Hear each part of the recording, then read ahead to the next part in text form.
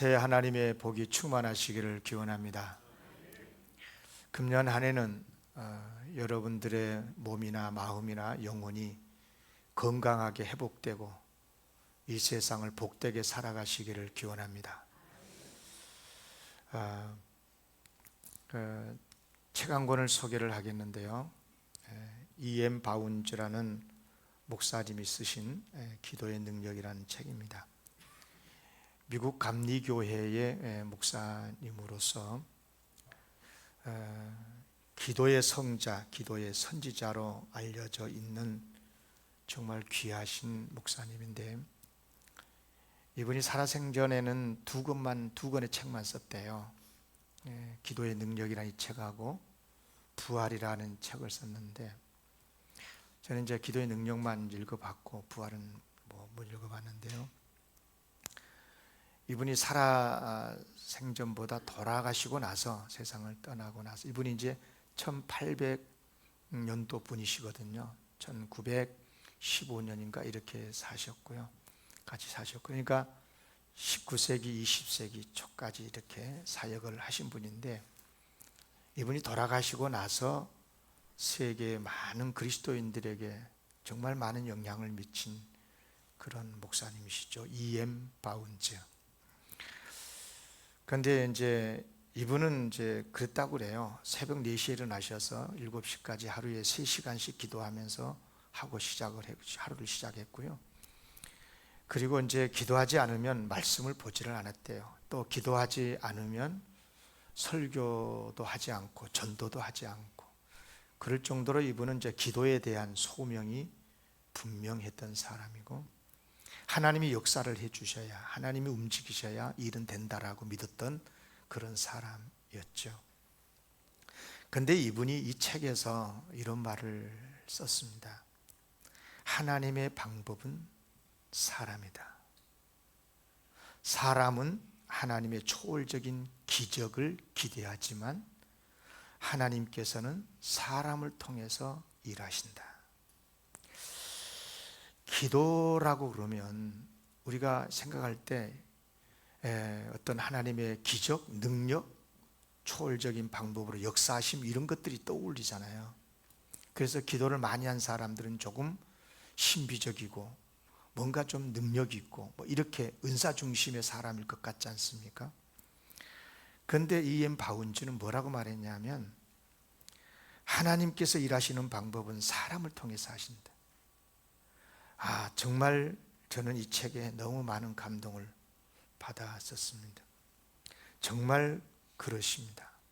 하나님께서는 예나 지금이나 언제나 준비된 사람, 하나님의 마음에 합한 사람을 불러서 일하신다는 것을 고백하지 않을 수가 없습니다.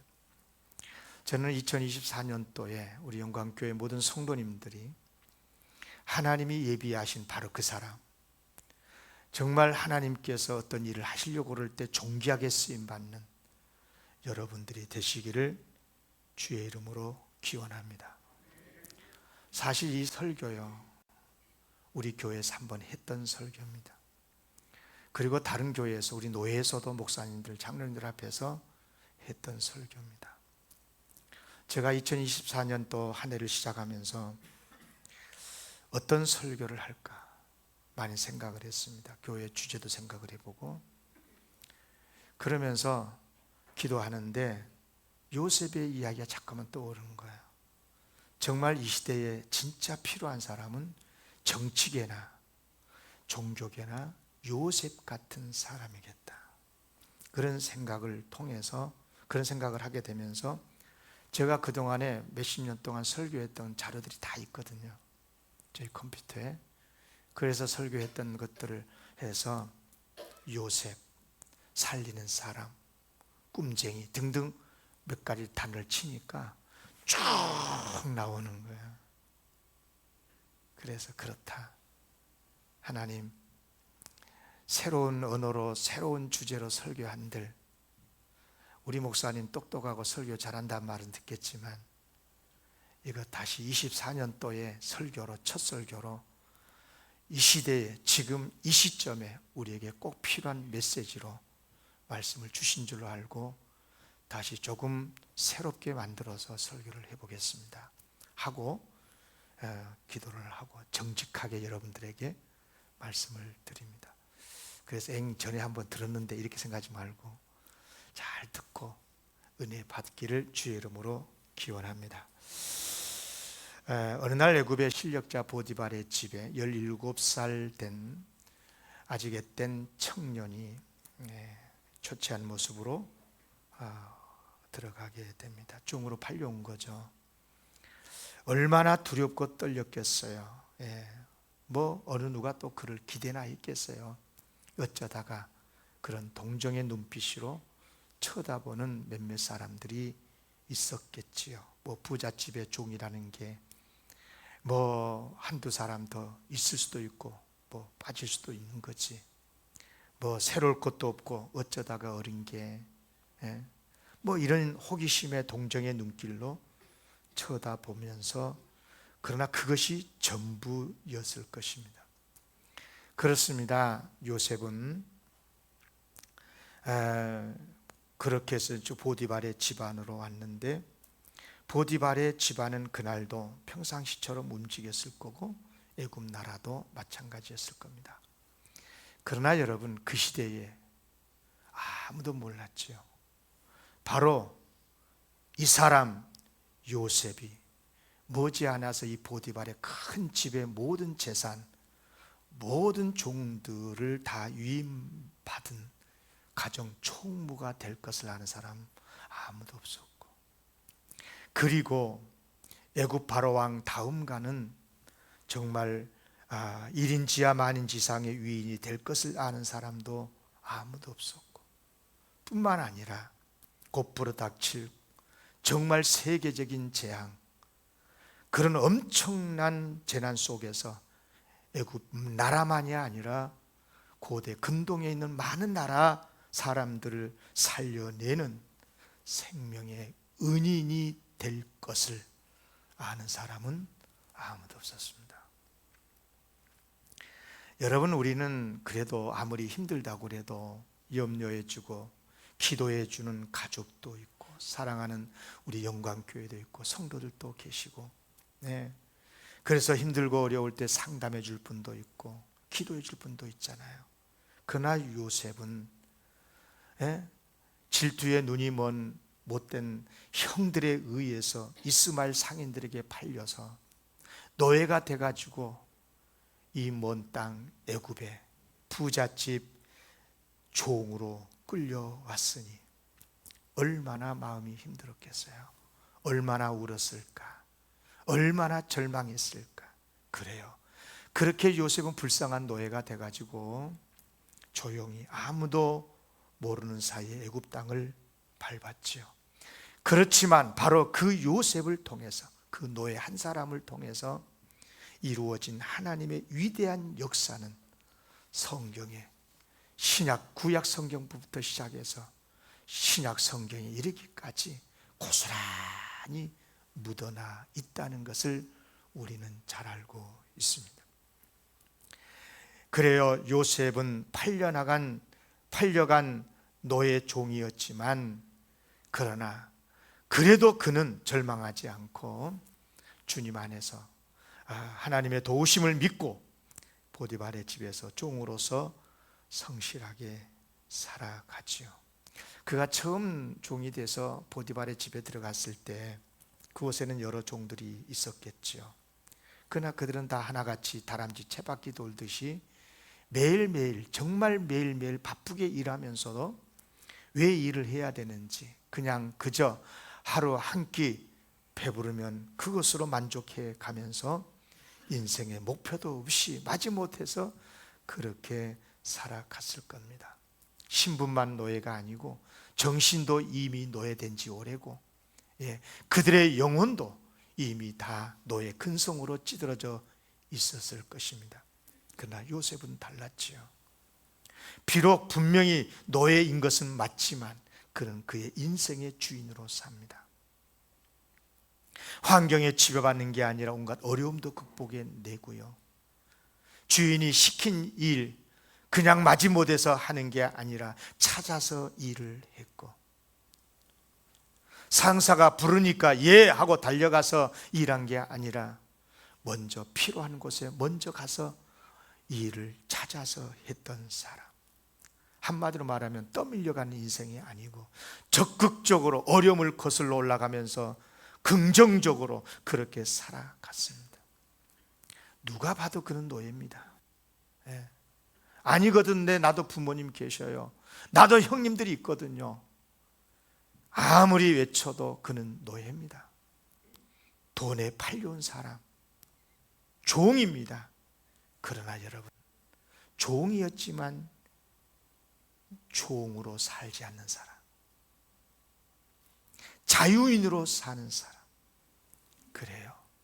정말 요셉은 주인 보디발보다 더 보디발의 가족을 사랑하고 보디발의 가정의 일들을 더 충성하고 최선을 다하고, 그랬더니 하나님께서 복을 주셔요. 누구에게 복을 주셔요? 여호와께서 요셉을 위하여 그 애굽 사람의 집에, 보디발의 집이죠, 복을 내리심으로 여호와의 복이 그의 집과 밭에 있는 모든 소유에 미친지라. 아멘. 나 때문에 회사가 어려워지고, 나 때문에 가정이 깨지고, 나 때문에 교회가 어려워지는 그런 사람 되지 마세요.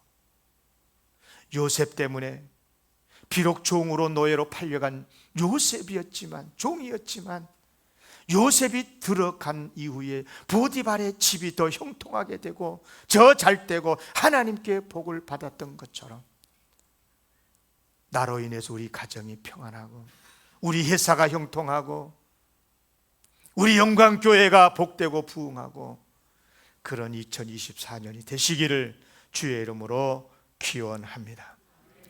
그런데 여러분, 요셉 그러면 떠오르는 말이 따로 있습니다. 저는 그것을 살리는 사람이라고 말하고 있습니다. 따라하겠습니다. 살리는 사람. 살리는 사람. 제가 요셉을 연구를 해보면서 정말 요셉은 머리끝부터 발끝까지 살리는 사람이었고요. 그가 살아가면서 만난 많은 사람들, 좋은 사람도 있었겠지만 그렇게 고통을 주고 어렵게 만들었던 사람들, 억울한 누명을 씌워서 감옥에 쳐 넣었던 그런 못된 사람도 있고, 형님은 뭐 두 발할 것도 없고 노예로 팔아먹었으니까. 그런데 그런 모든 사람들 누구라도 그는 살렸습니다.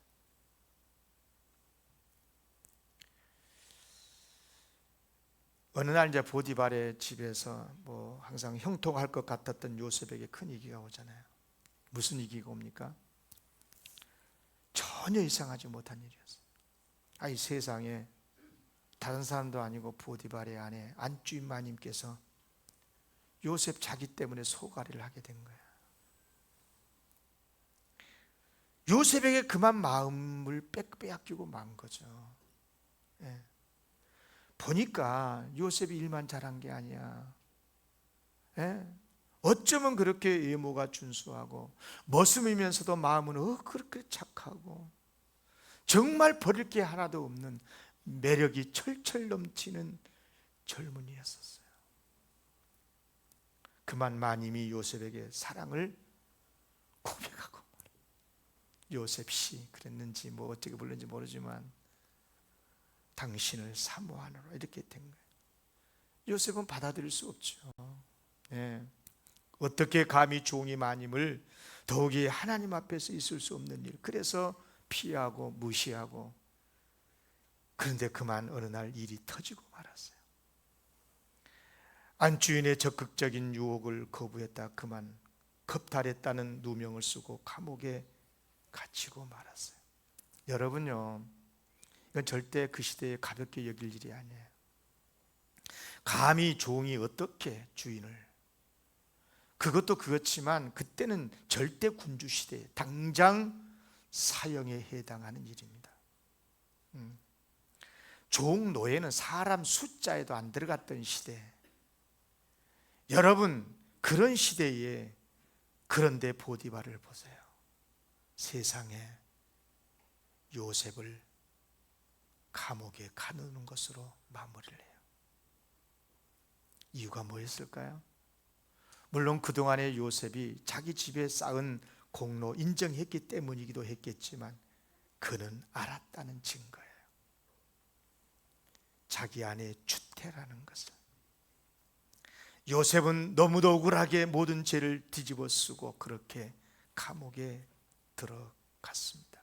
중요한 것은 성경을 아무리 읽고 또 읽고 그런 분위기라도 있나, 그런 뉘앙스라도 상상할 수 있나 라고 읽어보고 또 읽어봐도 분명한 게 있었습니다. 요셉은 입을 열지 않습니다. 입을 연다고 해도 누구 한 사람 그의 말을 들어줄 리도 없겠지만 중요한 것은 그가 끝까지 침묵했다는 것입니다. 무슨 뜻입니까? 요셉은 보디발의 가정을 살렸다는 것입니다. 보디발의 부부의 명예를 살리고 부부의 금술도 살리고 보디발의 자녀의 자존심도 살리고 그 가족을 다 살렸단 말이에요. 살리는 사람 뿐만 아니라 요셉이 억울하게 감옥에 들어갔지요. 얼마나 억울했겠어요. 그런데 감옥에서도 그는 살립니다. 간수들과 동료 죄수들에게 최선을 다하지요. 참 제가 이 성경에 설교 준비하면서 다시 한번 읽어보니까 진짜 요셉 오지랖이 넓더만. 자기도 억울하게 감옥에 들어왔으니까 여유도 없고 그럴 건데 아니 말이야, 아침에 일어나가지고 좀 얼굴이 조금 좀 어둡고 그러면 먼저 다가가가지고 왜 그래? 뭐 힘들어? 먼저 묻고 그래서 상담해주고 손잡아주고, 예. 그러다가 뭐 꿈 이야기도 듣고 해몽도 해주고 그러지 않았습니까? 그런 모습을 지켜본 간수장, 그에게 옥중의 모든 일을 다 맡기잖아요. 요셉은 캄캄한 감옥살이 안에서도 빛으로 살았고 진실과 성실로 동료 죄수들을 보살피고 과연 그는 살리는 사람이었습니다. 사람이란 게 그렇잖아요. 어려움을 당하면 여유가 없어지는 법이거든. 평소에 또 형통할 때는 그렇게 여유가 있고 그러다가도 억울한 고통을 당하면 사람이 뭐 말도 버벅거리게 되고 일도 막 사고 내고 막 그러지 않습니까? 사람이 그런 거예요. 그러면서 뭐 어려움에 빠지면 남 탓하고 뭐 가족 탓하고 정부 탓하고 막 그러지 않습니까?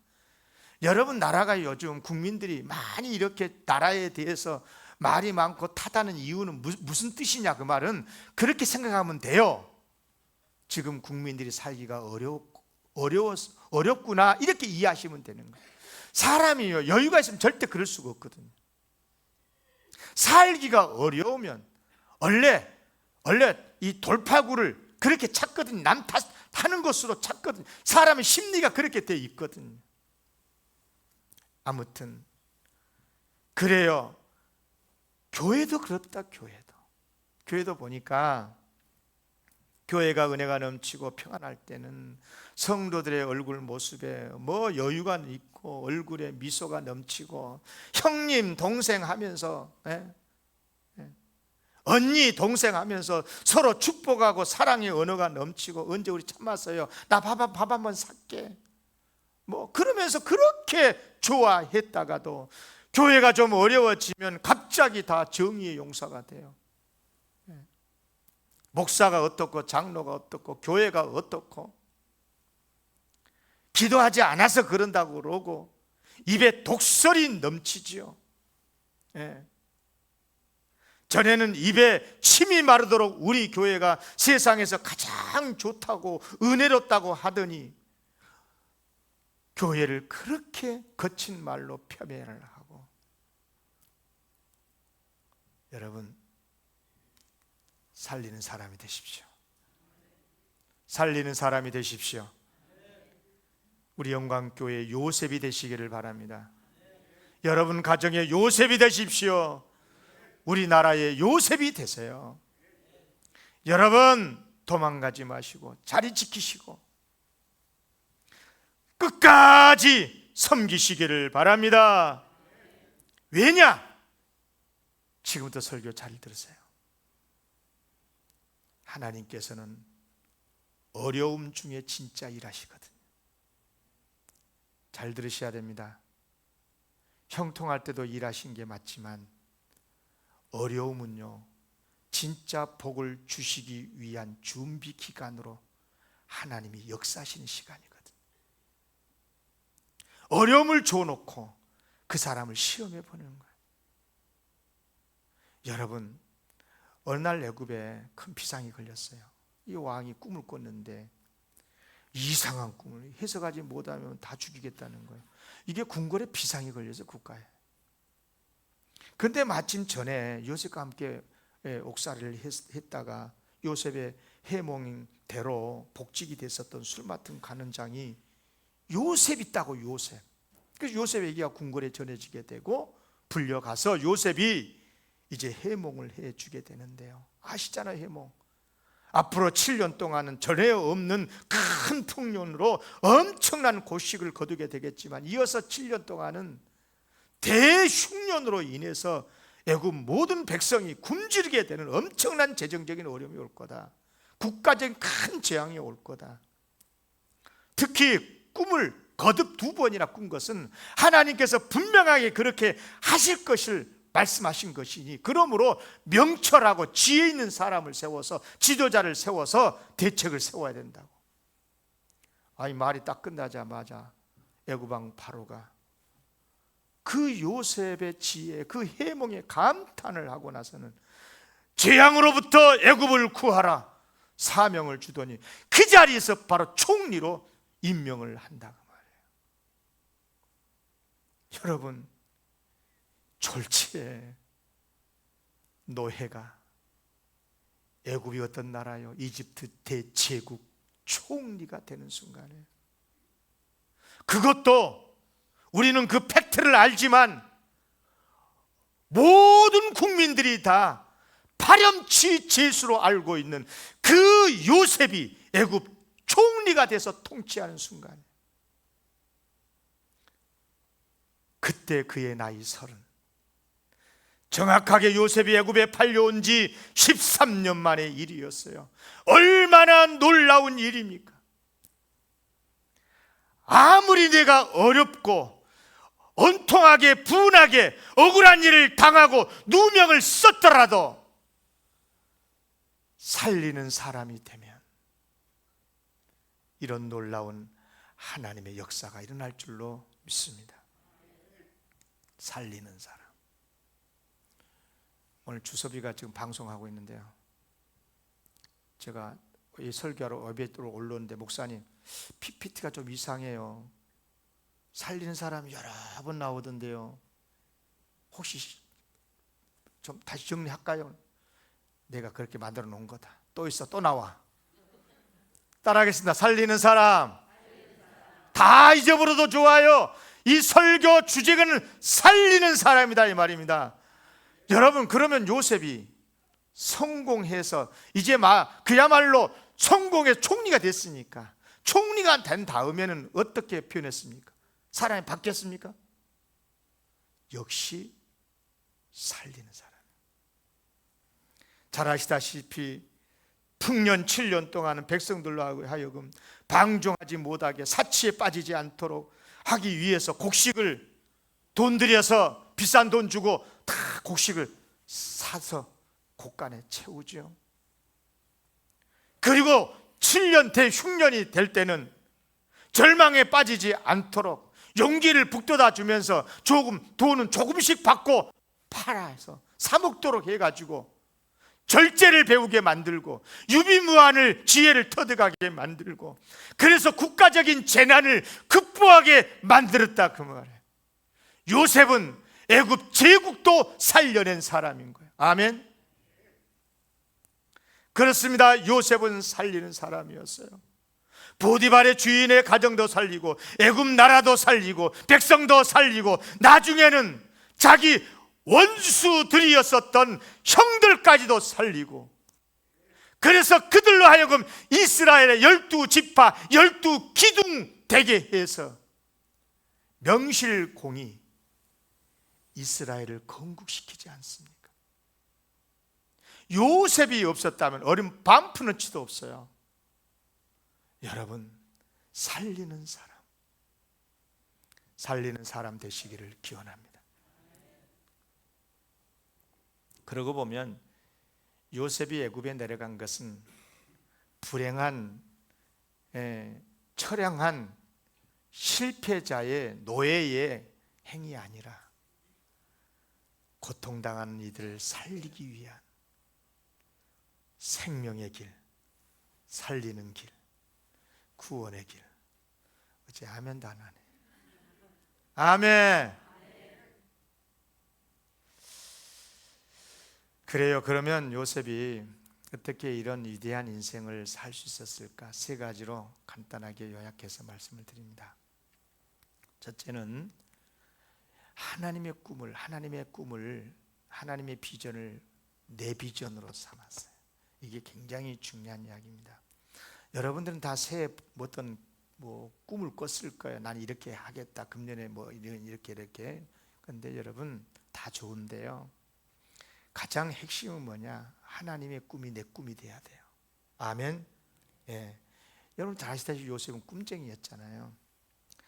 어렸을 적에 큰 꿈을 꿨죠. 정말 잊어버릴 수 없는 꿈.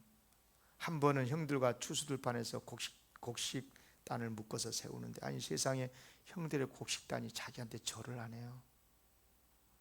또 한 번은 해와 달과 11별이 자기 별에게 절을 하는 꿈이었어요. 물론 이 꿈 때문에 형들에게 시기 질투 받아서 어려움도 당했지만, 중요한 것은 그는 그 꿈을 잊지 않았어요. 그래, 언젠가는 하나님께서 나를 높이신다는 꿈 아닌가. 어떻게 11명의 형제들이 해와 달 부모들이 나에게 절을 하는 꿈을 꿀 수 있는가? 이것은 분명히 하나님의 뜻이 있을 거다. 그리고 높아지게 된다는 것은 그만큼 사명과 책임도 크다는 뜻이 아닌가. 그렇다면 내가 이렇게 억울하게 노예로 팔려가고 감옥살이를 하지만 거기에는 하나님의 인도하심이 있지 않는가. 포기하지 말자. 하나님의 꿈을 내 꿈으로 삼자. 하나님의 비전을 내 비전으로 품자. 그래서 그는 그 어려움도 이겨낼 수 있었다는 것입니다. 여러분, 사람은 출신으로 성공하는 것 같지만 그렇지 않습니다. 비전으로 평가가 되는 거예요.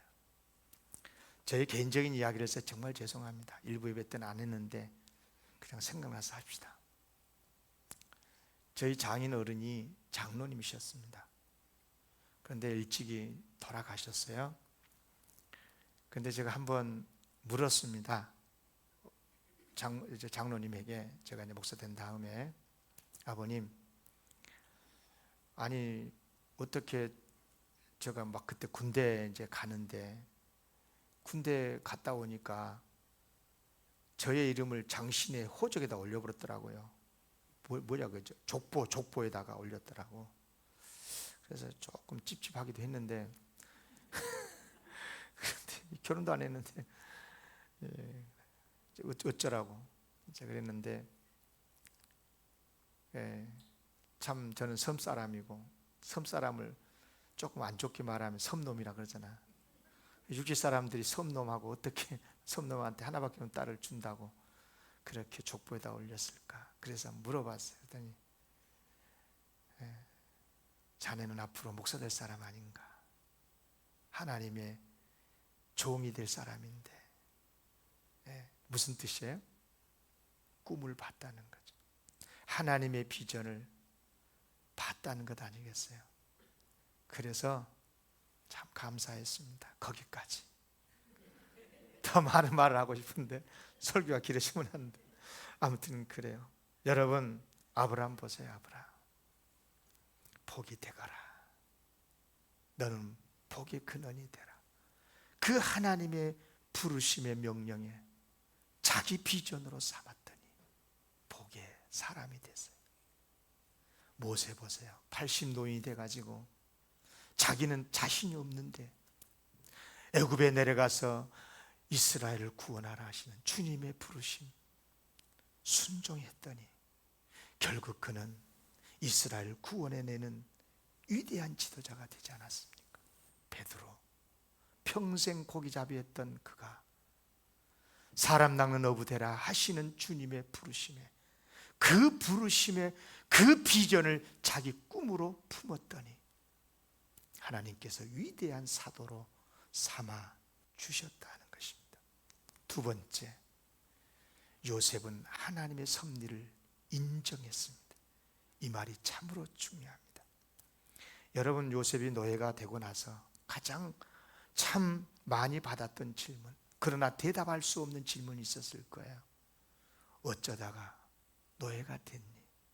부모는 살아계시냐? 너의 고향은 어디냐? 형제는 있느냐?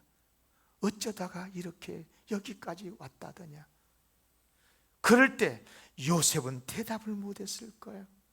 형들이 나를 팔아갖고 노예돼서 말할 수 없잖아. 그런데 여러분, 기회가 왔어요. 자기를 팔아먹은 형들이 양식을 구하기 위해서 그 배 들어온 거예요. 여러분, 형들을 쳐다보는 순간 무슨 생각이 들었을까요? 무슨 말을 먼저 해야 했을까요? 참으로 괘씸한 사람들, 언수보다 악한 놈들, 22년간이나 가슴에 묻어두었던 그 한 사무친 언한을 쏟아부을 수 있는 시간이 왔어요. 그때 뭘 하면 좋을까요? 처음으로 해야 될 말이 뭘까? 여러분, 이런 경우에 사람들은 어떻게 말합니까? 정의는 살아있다. 자업자득이다. 예수 잘 믿는 사람들이 하는 말이 있습니다. 하나님은 살아계신다. 여러분, 이럴 때만 하나님이 살아계십니까? 절망하고 어려울 때는 하나님은 죽었습니까? 여러분, 왜곡된 정의감에서 빨리 빠져나와야 돼요. 요셉이 뭐라고 했습니까? 요셉의 말을 직접 들어보십시다. 오늘 보면 45장 5절, 당신들이 나를 이곳에 팔았다고 해서 근심하지 마십시오. 한탄하지 마소서. 하나님이 생명을 구원하시려고 나를 당신들보다 먼저 애굽에 보내셨나이다. 아멘. 7절, 하나님이 큰 구원으로 당신들의 생명을 보존하고 당신들의 후손을 세상에 두시려고 나를 당신들보다 애굽에 보내셨습니다. 8절, 그런즉 나를 이리로 보낸 이는 하나님이 당신들이 아니요 하나님이십니다. 따라하겠습니다. 하나님이 하셨습니다. 반복, 짧은 몇 구절에서 반복 3번이나 하고 있지 않습니까? 하나님이 하셨어요. 누가 이렇게 말할 수 있습니까? 하나님의 섭리를 인정하고 사는 사람. 아멘. 믿습니까? 그래요. 하나님의 섭리를 인정하면 아무리 어려운 형편 속에서도 참아낼 수 있고, 아니 언수를 갚을 수 있는 기회를 하나님이 주셨다고 그런 생각이 들지라도 용서하고 품을 수 있는 것입니다. 살리는 사람이 되시기를 기원합니다. 마지막 세 번째, 하나님의 영 성령님으로 충만했기 때문에 가능했습니다. 성령님을 어떤 분으로 알고 있습니까? 능력 주시는 분, 당연하죠. 무슨 능력을 주신 줄 아십니까? 살리는 능력입니다. 하나님은 살리시는 하나님, 살리신 하나님의 영, 성령님으로 충만하게 되면 그 성령의 능력으로 살리는 삶을 살게 될 줄로 믿습니다. 실제로 요셉은 성령이 충만했던 사람이었어요. 바로왕이 뭐라고 요셉을 말한 줄 아세요? 바로가 그의 신하들에게 말합니다. 이와 같이 하나님의 영에 성령에 감동된 사람을 우리가 어찌 찾을 수 있으리요? 말씀 마칩니다. 금년 한 해 살리는 사람이 됩시다. 아멘. 덧붙여서 꼭 드리고 싶은 말씀이 있습니다. 요셉 같은 살리는 사람을 가까이 두십시오. 무슨 말로도 하나님은 뭐 살아계신다, 하나님은 역사하신다, 뭐 정의는 살아있다, 무슨 거룩한 말을 동의해서라도 죽이려고 하는 사람 곁에는 가지 마세요. 살리는 사람 옆에 두세요. 그러면 내가 아무리 못된 사람이었고, 내가 진짜 잘못된 사람이었고 실패했던 사람이라도 살아납니다. 내가. 아멘. 보디발의 가정에 언제 복이 임한 줄 아세요? 요셉이 들어오고 나서. 애굽이 그 국가적인 재난에서 언제 국가가 재앙을 극복한 줄 아세요? 요셉이 총리가 된다. 그렇지 않습니까? 간수장이 언제 형통한 줄 아십니까? 요셉이 감옥에 들어온 다음부터. 요셉의 그 악한 형들이 어떻게 이스라엘의 12지파 12기둥이 된 줄 아십니까? 요셉이 그들을 살렸기 때문인 거예요. 아멘.